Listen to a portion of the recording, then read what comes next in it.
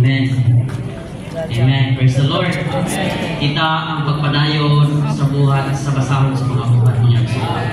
Ang basahon sa buhat, ang chapter 28, asa siya lang tihuman. diha, ang basahon sa buhat, ang iyang kapitulo, nahuman ng kapitulo 28. Pero ang buhat, mga igsoon, wala nahuman.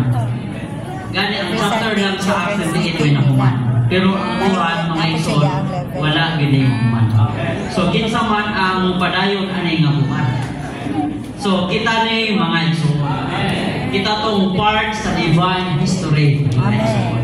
Busa, katong tanan nakadawat sa kinabuhi sa Ginoo. Luyo sa atong tawhanon nga kasaysayan. Part po ta sa Diyos nun nga kasaysayan. Amen. Amen. So, alam sa pagpadayon sa buhat sa Ginoo. Amen. Makita gyud nato nga sa John 5, ipakitaan ta nga ang mga nagbuhat. Amen. Hangtod karon, maingon man sab ang anak nagbuhat. Amen. So, padayon gyud nagbuhat ang Ginoo, mga igsoon. Pero ang Ginoo dili siya makabuhat kung wala ang tao. Walay cooperation diha sa tao. Gani ang tao ipakitaan na rin nga hindi usang sudlanan. Mao ang iglesia, mga igsoon. Busa ipakitaan ta unsaon man nato para makapadayon ang buhat sa Ginoo. So musulod ta sa kapitulo sa chapter 2, mga igsoon. Message 2. Mao ang one accord. One accord. Ang one accord, mga igsoon, usa ni siya crucial na kaning buhat, kaning pulong para sa mga para mapadayon ang buhat diha sa Ginoo. Kung wala ning one accord o pagkahiusa, amen, dili gyud butunhay o dili gyud makapadayon ang buhat sa Ginoo. Kunya pinaka-importante kayo ning pulong one accord. Ilabi na diha sa basahon sa buhat, mga igsoon.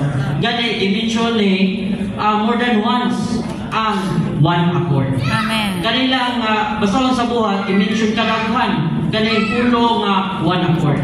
It means pinaka-importante nga butang diha sa buhat sa Ginoo kaning pagkahiusa.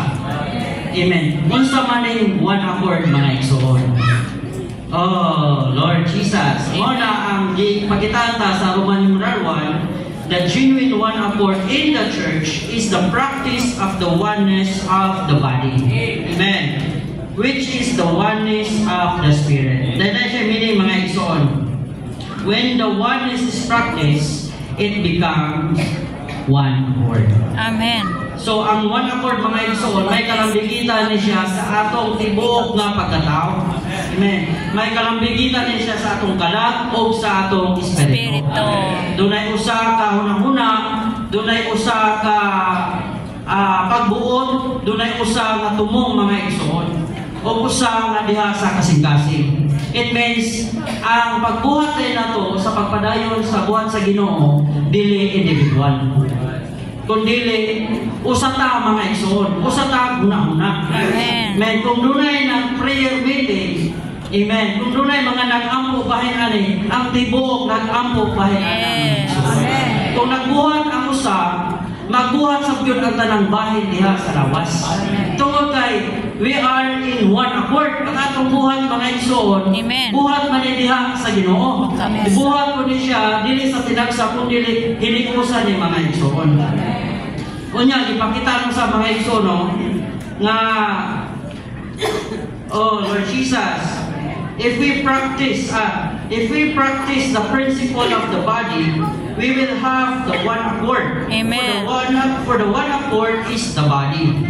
Amen. The one accord is the master key to every blessing, mga igsoon. Amen. Kung buot ang mapanalangin ato yung praktiso ning unsa man one accord. Tinungluman ta. Oh Lord Jesus. Amen. Sa ato kasi natin mga igsoon, kung dili kita mo sa kahuna-huna, dili ta mausa sa atong mga desisyon, mga igsoon, manay napakita nga wala gyud ta diha sa pagkausa. Wala ta diha sa pagkahikusa. Kunya dili na to ma-invite ang panalangin sa Ginoo. Kay mao ni ang kanang sugdanan o master key, mga igsoon, para doon na tayo panalangin. Bisan sa pamilya, bisan sa iglesia, mga igsoon, mo ni ang pinaka-importante, mga igsoon, ang mablihan na to ang panalangin sa Ginoo. Oh, Lord Jesus. Kunya, ipakitaan na sabta, mga igsoon, na the blessing of God can come only upon a situation of one accord, the practice of oneness.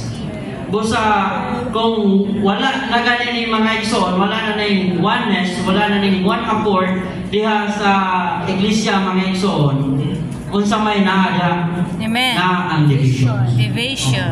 Na diha ang pagkabahin-bahin. Kunya kung na ang pagkabahin-bahin, mga igsoon, layo kayo ang panalangin. Bisan pa kung saan na to o paningkamot, mubuhat diha sa buhat sa Ginoo. Kung wala ta ning pagkahiusa, wala ta ning pagkausa, mga igsoon, wala gyud tay panalangin.